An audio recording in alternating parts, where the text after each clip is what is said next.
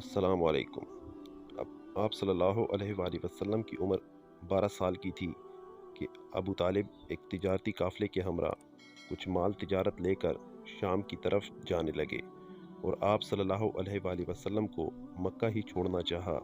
چونکہ آپ صلی اللہ علیہ وآلہ وسلم ابو طالب کی کفالت میں آ کر ہمہ وقت ان کے ساتھ رہتے تھے، اس لیے ان کی جدائی کو برداشت نہ کر سکے ابو طالب نے بھتیجے کی دل شکنی گوارا نہ کی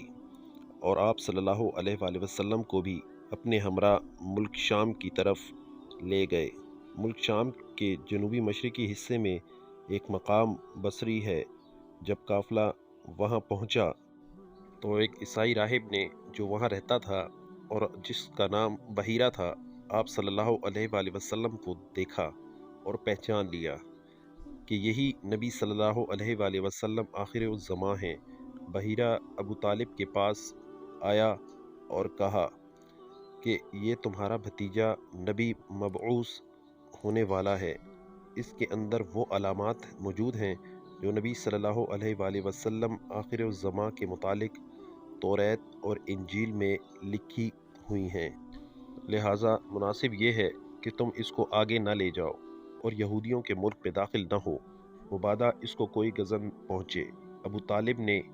بحیرہ راہب کی باتیں سن کر اپنا مال جلدی جلدی وہیں فروخت کر دیا اور آپ صلی اللہ علیہ وآلہ وسلم کو لے کر مکہ معظمہ کی طرف واپس چلے آئے۔ ابو طالب کو باوجود اس کے کہ ملک شام کے شہروں میں داخل نہیں ہوئے، اس سفر میں بہت منافع ہوا،